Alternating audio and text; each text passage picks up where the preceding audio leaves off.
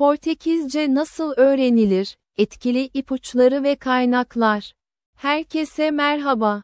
Bugünkü videoda Portekizceyi hızlı ve etkili bir şekilde öğrenmenizi sağlayacak harika ipuçları ve kaynaklar paylaşacağım. Bu videonun sonunda dili öğrenmek için mükemmel bir strateji ve motivasyona sahip olacaksınız. Ama başlamadan önce kanalıma abone olmayı, bu videoyu beğenmeyi ve yorum yapmayı unutmayın. Desteğiniz benim için çok değerli. Hadi başlayalım.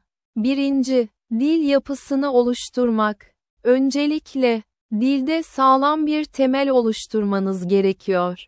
Bu, bazı temel kuralları ve dil bilgisini öğrenmek anlamına gelir. Dilin yapısını anlamak önemlidir. Böylece Portekizce konuşmaya ve düşünmeye başlayabilirsiniz. Bu videoyu İngilizce izlediğinize göre İngilizce bildiğinizi varsayıyorum. Bu çok önemli çünkü zihniyetiniz İngilizceye dayalı olacak ve bu da Portekizce öğrenmenize yardımcı olacak.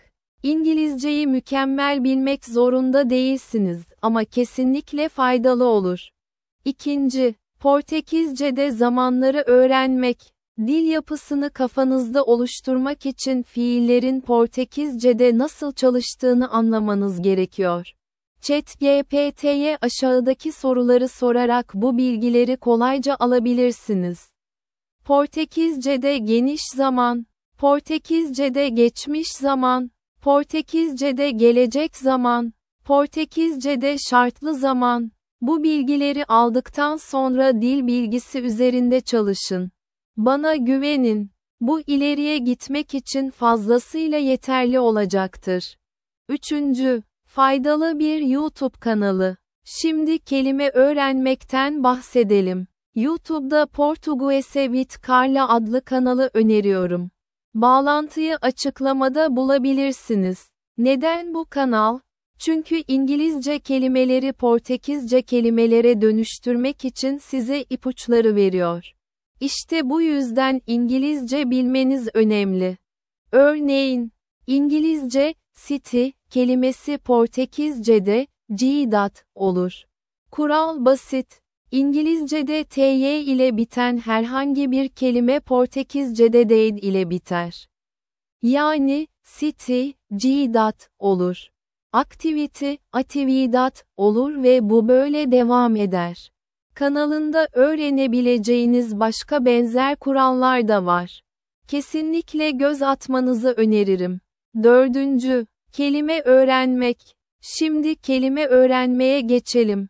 Ne kadar çok kelime bilirseniz, o kadar iyi. Bunun için Sollingo adlı uygulamayı öneriyorum. Play Store'da mevcut. Bağlantıyı açıklamada da bulabilirsiniz. Neden bu uygulama? Çünkü 4000'den fazla Portekizce kelime içeriyor ve her pratik yaptığınızda kelimeler rastgele sunuluyor. Unutmak istemediğiniz kelimeleri kaydedebilir ve daha sonra gözden geçirebilirsiniz. En iyi özelliklerinden biri de her kelimenin ses kaydına sahip olması. Sadece 10 dakikada 100 farklı kelimeyi görebilir ve duyabilirsiniz.